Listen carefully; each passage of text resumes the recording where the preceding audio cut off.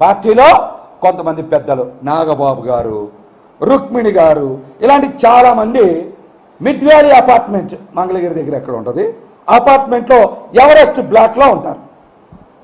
వాటికి కూడా అద్దె కట్టేది పార్టీ ఖాతా నుంచి కాదు.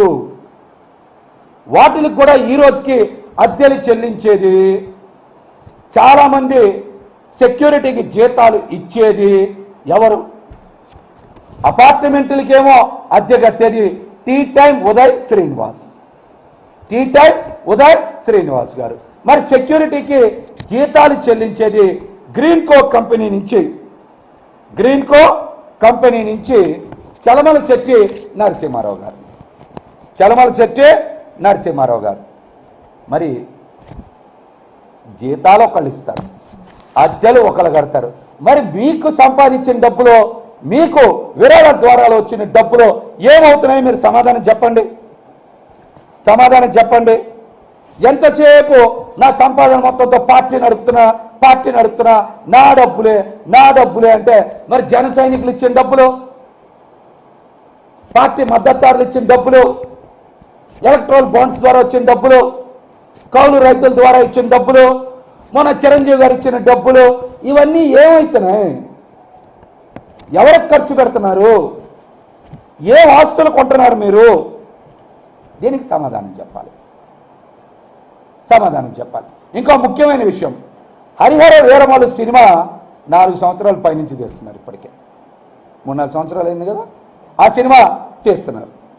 అక్కడ ప్రొడ్యూసర్ తీవ్రమైనటువంటి ఆర్థిక ఇబ్బందుల్లో ఉన్నారని ఏం రత్నం గారి గురించి కూడా చాలామంది మాట్లాడుతున్నారు. ఆ విషయం ఫిల్మ్ ఇండస్ట్రీలో ఎవరిని అడిగినా చెప్తారు. కానీ ఆ సినిమాకి అసలు ప్రొడ్యూసర్ ఎవరు? ఇన్ని సంవత్సరాలు ఆ సినిమా తీయడానికి కారణం ఏంటి? ఆ తర్వాత మీరు చాలా సినిమాలు ఒప్పుకున్నారు కదా, అవన్నీ పూర్తి చేశారు కదా. కానీ హరిహర వీరమల్లు సినిమా మాత్రమే ఎందుకు పూర్తి చేయరు? ఆ సినిమా భారీ బడ్జెట్ సినిమా. మీకు వచ్చిన డబ్బులు, మీకు ప్యాకేజీ ద్వారా వచ్చిన డబ్బుల్ని, బ్లాక్ని వైట్ చేయడానికి హరిహర వీరమల్లు సినిమా రూటింగ్ అవుతుందనే అనుమానం చాలామందికి కలుగుతుంది.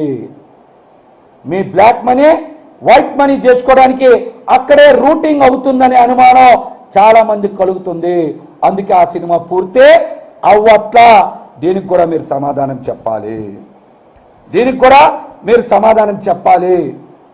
ఇంకా చాలా ముఖ్యమైన విషయం, మీ మీద పవన్ కళ్యాణ్ గారి మీద దిల్ రాజు గారు ఇన్కమ్ ట్యాక్స్ డిపార్ట్మెంట్లో కంప్లైంట్ ఇచ్చారా, ఇవ్వలేదా? అసలు మీ మధ్య వివాదాలు ఎందుకు వచ్చినాయి? మీరు మొత్తం డబ్బులు మీరే ఇన్కమ్ ట్యాక్స్ కట్టి మొత్తం డబ్బులు వైట్లోనే ఇవ్వాలి అని మీరు దిల్ రాజు గారిని ఇబ్బంది పెడితేనే మీ మీద ఇన్కమ్ ట్యాక్స్ డిపార్ట్మెంట్లో లిఖితపూర్వమైనటువంటి ఫిర్యాదు ఇచ్చారని చెప్తున్నారు.